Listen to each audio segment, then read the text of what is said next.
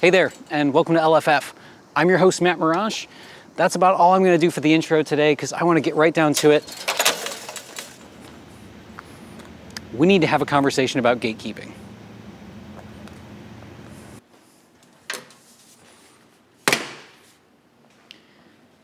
If you've been on the internet for any amount of time, you've probably encountered in some of your favorite and niche communities the act of gatekeeping. At its core, gatekeeping is primarily about control. Control to certain identities, access, power, and information. It's typically a small group that is starting to feel alienated by a larger group of people coming into their space or what they perceive as something that is personally theirs. Gatekeeping can come in a lot of different forms, but the two biggest ones I see in the photography space are that of paywalling and groupthink and keeping people out of the group. I've experienced this not only in large format photography, but in film photography, digital photography, and my various other hobbies that I still partake in. And it's tough. When you see it happening, what do we do about it? My thoughts on this have changed over the years, and I'm a little ashamed to admit that I did used to participate in this sort of thing. Gatekeeping can stem from a sense of superiority, and what you have is special and needs to be protected, even at the cost of the thing itself. Let's take large format photography, for example, since this is a large format show. Large format photography isn't something that everybody needs to do to get a better quality picture. A lot of the content that is done these days is shot, edited, and uploaded with one of these. It is a very specific and incredibly limiting choice to use a large format camera. Why would you try to make people feel like what they're doing isn't valid, like they're not a real large format shooter because they don't have this camera or this thing? I think it's really idiotic and it's short-sighted. It might serve to make an individual or group feel good for a moment because, it's our exclusive thing, it's only ours, it's special because it's small. But that's what kills a hobby. The only way to keep something going is to bring new folks into it. New folks bring in with them new ideas, new perspectives, and you don't get to see those if you don't let them in. When I was getting started in large format, there was a decent amount of information out there, but it felt like I was only pulling bits and pieces from certain areas. And when it came down to those really important questions, I was specifically not given answers and oftentimes told to go away or pursue something else. And that kind of rejection can be really tough. And when you see it online, it's incredibly discouraging. The reason I'm doing this video now is because as this channel grows, I want to tell folks that they should feel welcome, not just in this space, but any place that they're showing up with a large format camera.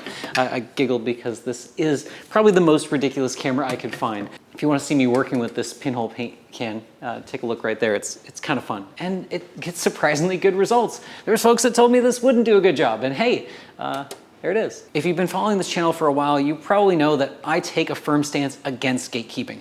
That's why even when I do my Large Format Friday Sustaining Member Program, I don't make you pay to get early access or anything. Everybody has equal footing, whether you just joined the channel and haven't subscribed yet, or you've been here since the beginning. I appreciate you and I want to empower you with as much as I've learned over the years and have gathered from others. Gatekeeping goes entirely against that. If I gatekept this channel, there would be less people viewing it, less people sharing it, and less people out there shooting. What good does that do this wonderful hobby?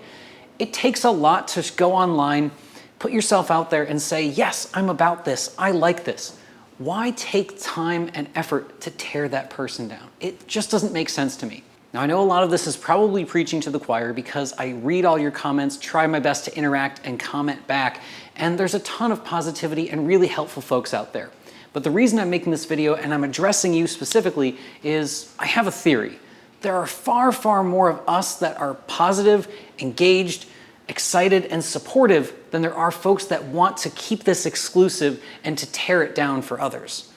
I think we all have a moment where we're really in doubt if we want to continue doing something, and we need to have someone to tell us, no, it's okay to like the thing, keep going.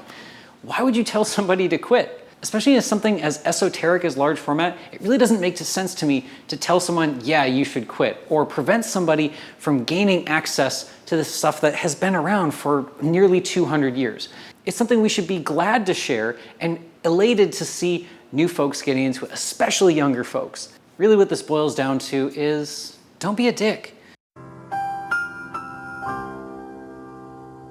If you see somebody that's trying their best asking sincere questions, doing things in good faith, and you have access to the answer, why would you withhold it?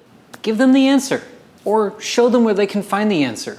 Don't be short, and there's no reason to be negative. It makes no sense to me that you would take time and effort to make someone feel lesser for doing something that you also like.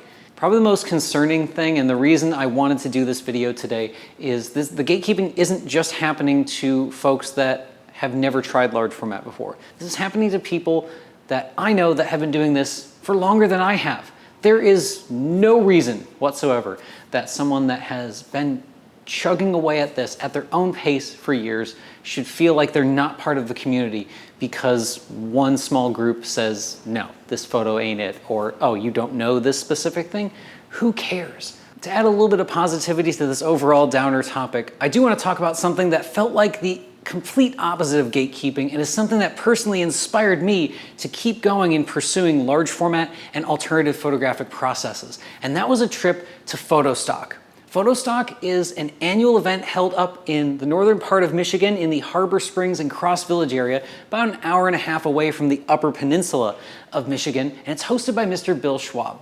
It started in 2006 on Bill's property in a tent, and it's expanded much, much more from there. As soon as I arrived at Photostock this year, I was instantly greeted with some familiar faces that I had seen from my very, very first trip and years beyond. Everybody was welcoming, super happy to see each other, sharing their latest processes, prints, of course, cameras. And this year was a bit of a different one for me because all of the years I'd gone to Photostock prior, I was there to take in as much stuff as possible. I want to see this camera, I want to see this print. And this time around at Photostock, I was in a position where I wanted to give. When Bill asked me if I wanted to share anything with the group this year, I said, yeah, actually, I've been working on this process which feels like color wet plate photography, the RA4 reversal process. So I got my buddy, Mr. Steven Takis, who I'd been working on this with for the last couple of years, and we drove up to Photostock to share the RA4 color reversal process live. We'd never done a live demo like this where everything was being processed outside in roller tanks, but we were pleasantly surprised with the few plates that we did. It was really awesome to see photographers that were super experienced as well as those that were brand new both marvel in that black and white paper negative turning into a color positive with the RA4 reversal process. The last plate of the day was definitely my favorite one. That was of Bill himself. I would have loved to have a head clamp or the strobes for this one, but Bill did a great job for that 6-second exposure. The color was on point. I kind of liken my experience to Photostock this year to getting older in spending time with family and the holidays. When you're young, you want to take and see all these things, and I want everything. But as an adult, you kind of want to start giving back. And it's just as great, sometimes even better, to see someone receive something new than it is to give. In the spirit of give and take, the Photostock print exchange this year was pretty awesome. We had platinum palladium, gum over platinum, carbon printing, silver gelatin, RA4 color, photogravure, you name it, there was a really neat alternative process print available. And it was so cool to see everybody really on equal footing and saying, oh man, I can't wait to see what I get, or I can't wait to see who gets my print.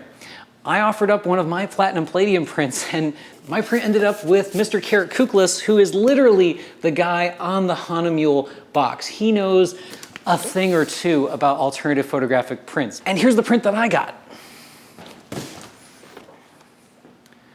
I got this really cool traditional print, which was a square format print made from a DR5 scan that was then printed traditionally.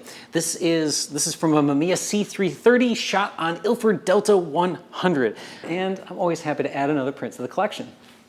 Another really rewarding thing about Photostock was getting to meet folks that already kind of knew me through the Film Photography Podcast and LFF. They'd followed the show for a while, and they wanted to give me their thanks for getting into large format.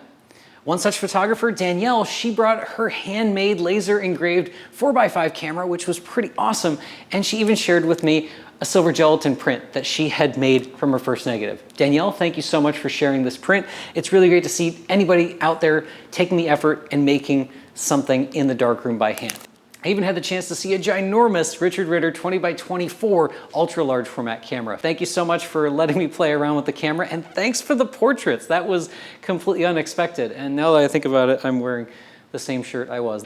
But thank you so much. That kind of engagement and positivity with folks at various different experience levels is what made Photostock such a welcoming place for me right when I was getting started in my large format journey, and why I've continued to go since.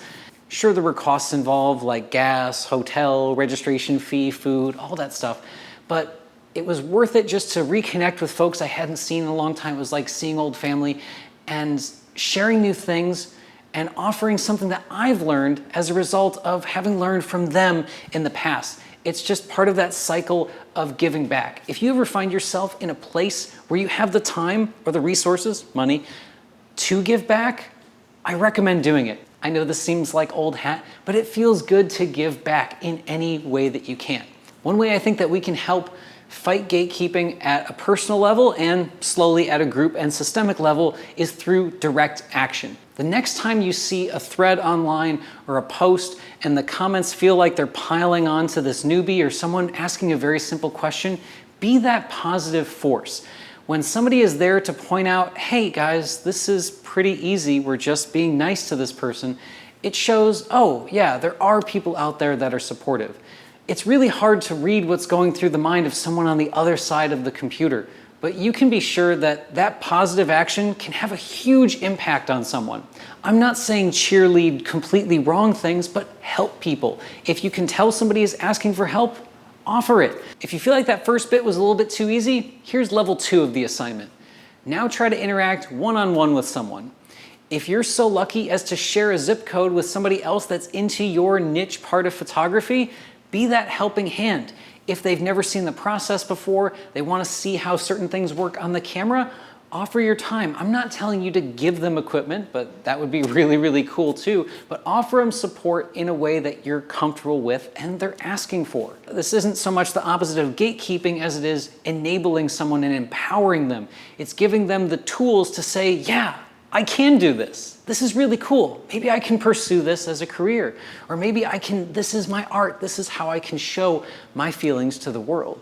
That's such a cool thing to be able to be a part of. Level 3 is a pretty broad brush, but this involves community and systemic level action. This is anything from starting a community darkroom, volunteering time at a local nonprofit, community college, arts guild, what have you. Anything where you can offer your specific expertise in order to help fill the gaps.